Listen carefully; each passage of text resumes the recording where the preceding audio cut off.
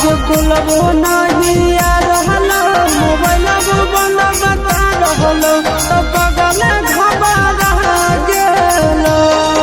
अरे बिना रे खबरिया के अइले ससुरारिया याद के मोर आई गेलो।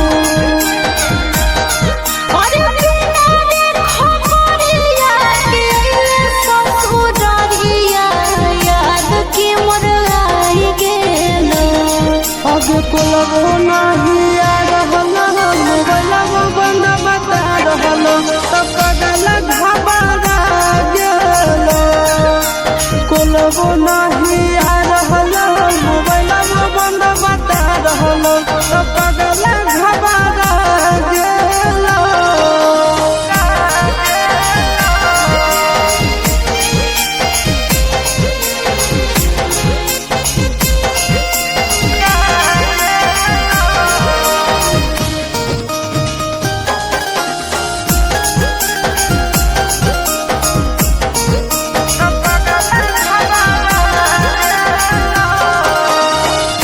भूख लागल हो खाना लइयो, प्यास लागल हो पानी दे सोना। बोल काहे रहने सकानी रे पागला, बोल काहे रहने सकानी।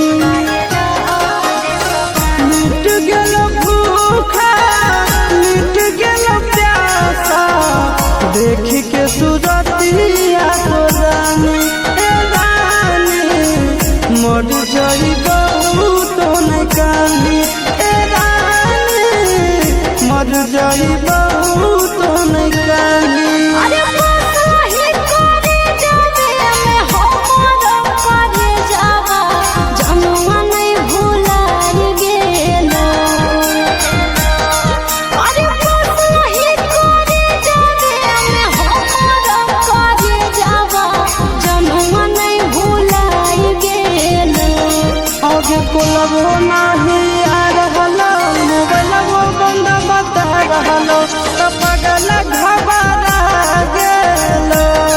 आज कुलबो नहीं आ रहलो मोबाइल बंद बता रहलो तो पगल घबरा गेलो।